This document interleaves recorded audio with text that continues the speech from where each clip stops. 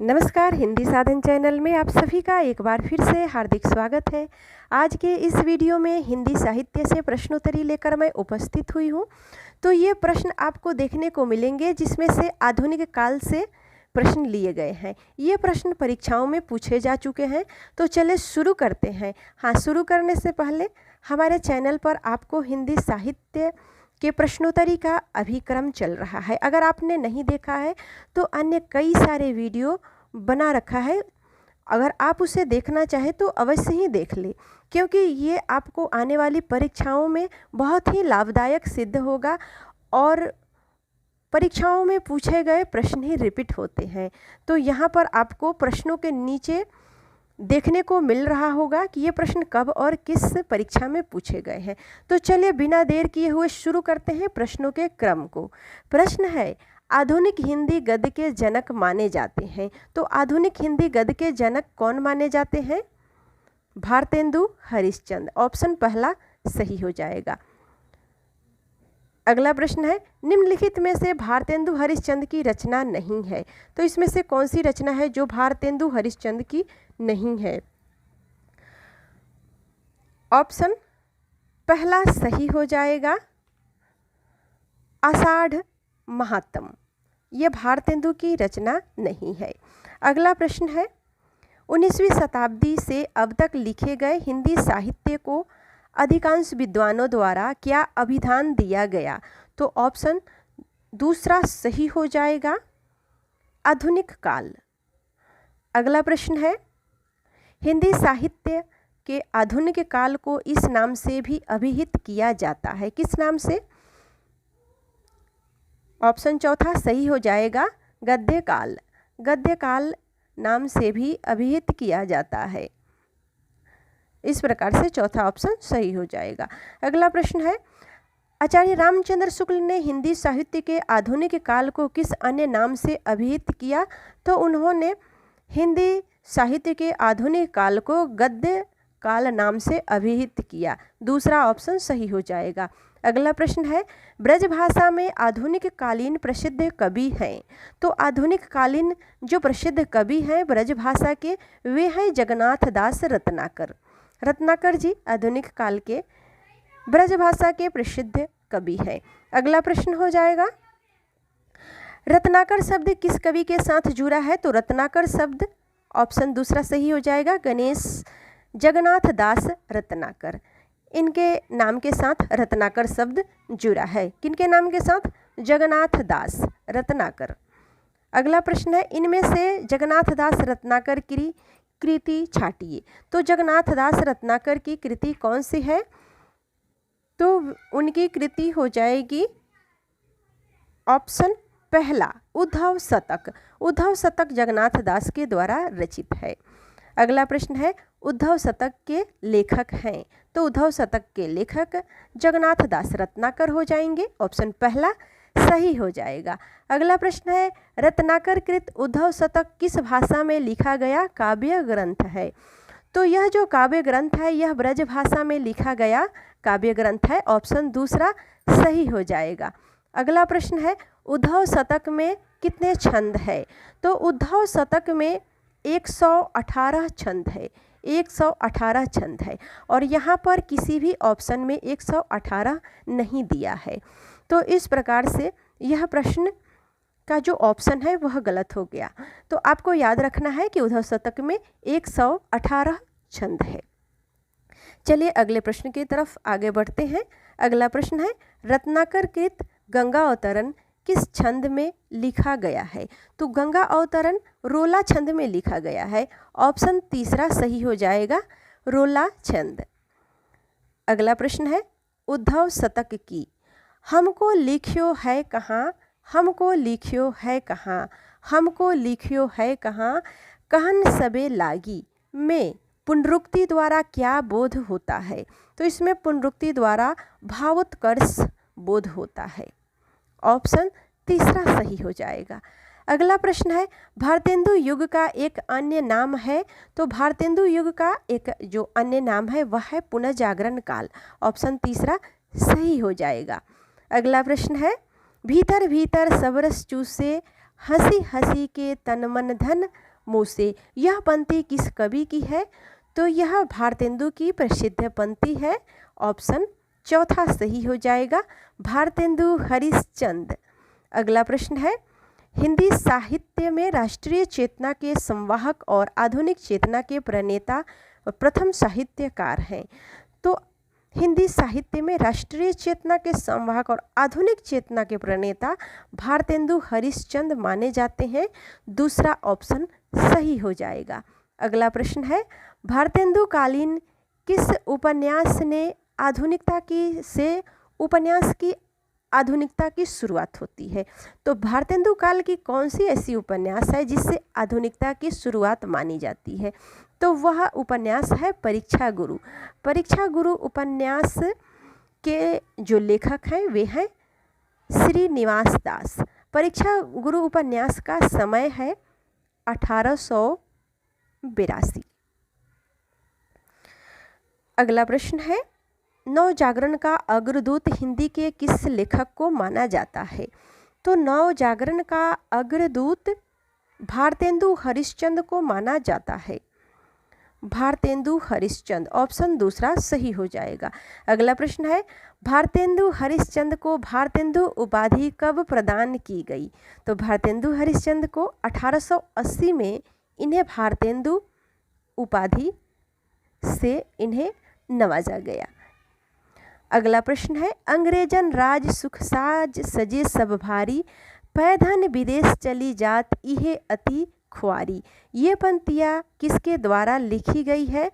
तो यह पंक्ति जो है वह भारतेंदु हरिश्चंद्र के द्वारा लिखी गई है।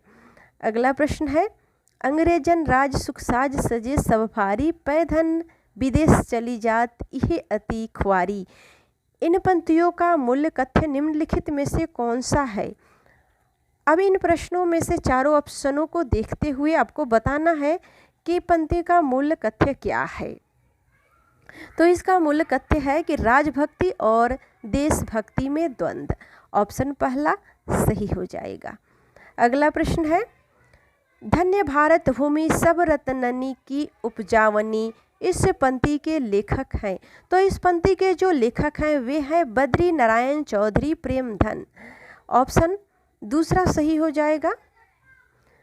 अगला प्रश्न है, लाला श्रीनिवास दास के संयोगिता स्वयंवर की सच्ची आलोचना किसने की थी?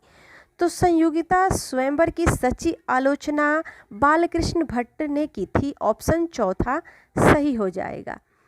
अगला प्रश्न है, मेघदूत काव्य का खरी बोली में अनुवाद किया। किसने मेघदूत काव्य का खरी बोली में अनुवाद किया? राजा लक्ष्मण सिंह। ऑप्शन चौथा सही हो जाएगा, राजा लक्ष्मण सिंह।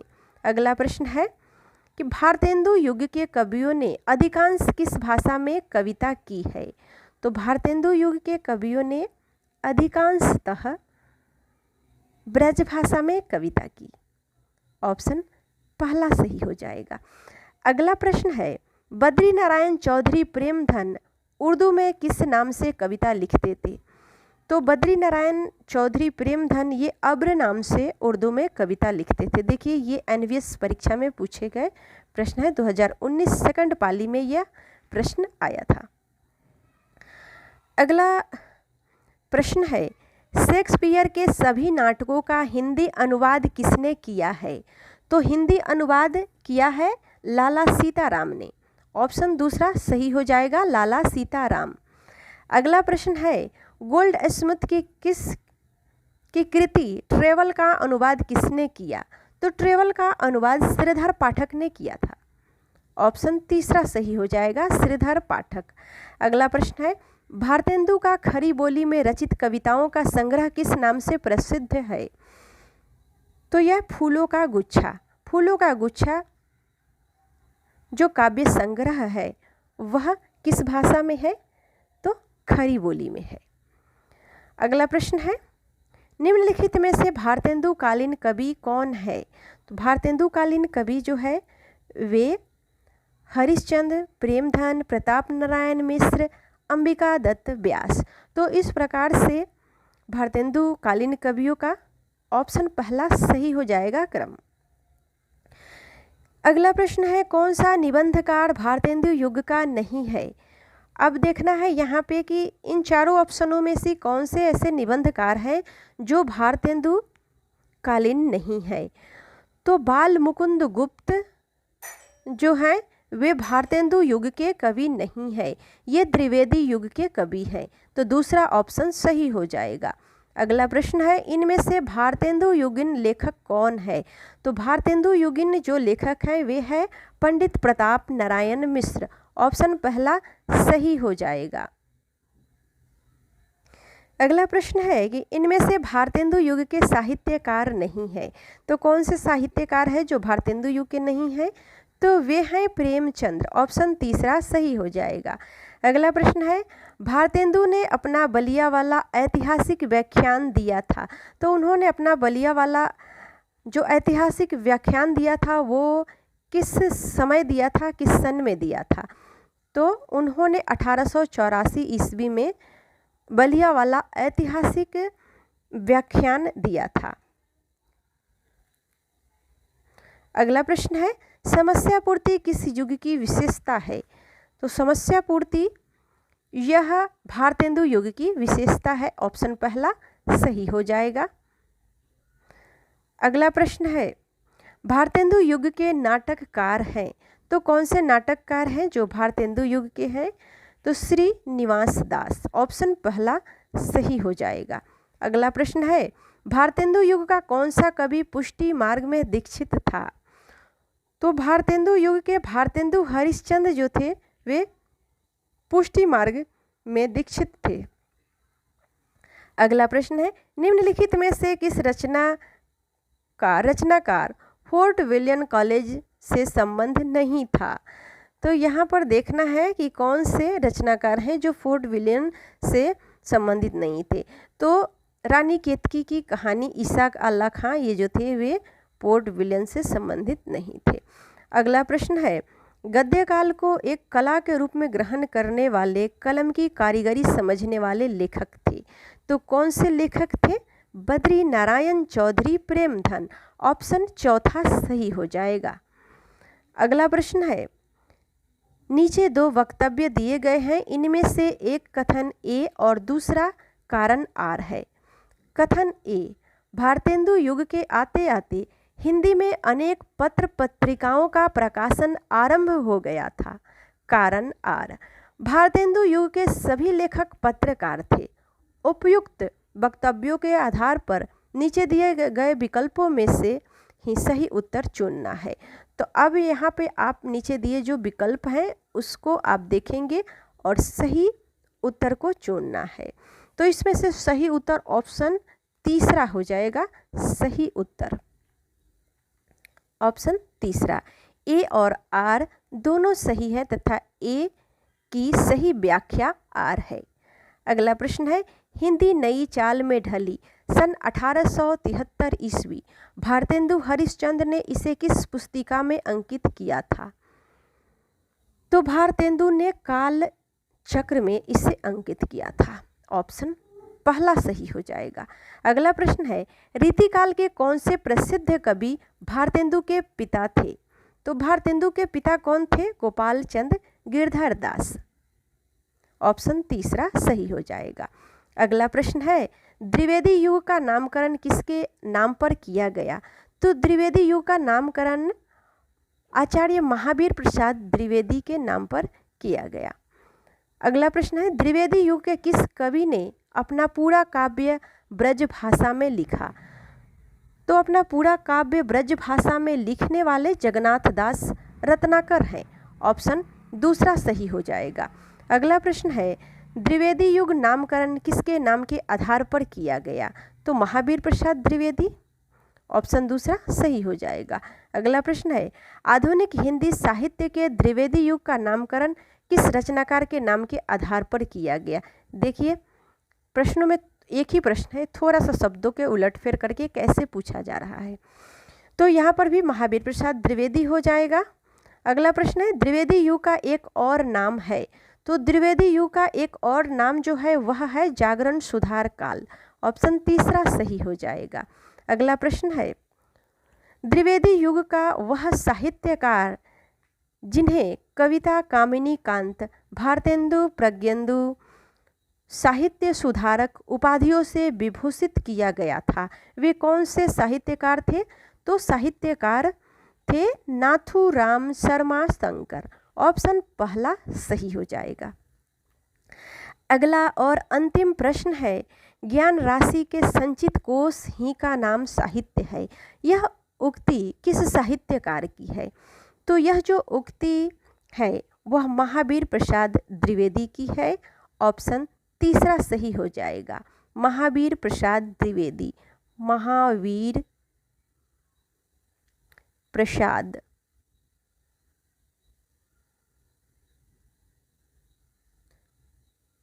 तो इस प्रकार से आज के इस वीडियो में इतना ही। अगले वीडियो में मिलते हैं, तब तक वीडियो देखने के लिए सभी को बहुत बहुत धन्यवाद। अगर आपने अभी तक हिंदी साधन चैनल को सब्सक्राइब नहीं किया है तो अवश्य ही सब्सक्राइब कर ले, क्योंकि हमारे चैनल पर हिंदी के सभी परीक्षाओं की तैयारी कराई जा रही है। और आपको यहाँ पे किसी भी परीक्षा हिंदी से संबंधित किसी भी प्रकार की कोई समस्या हो तो हमें कमेंट के माध्यम से अवश्य ही बताएं।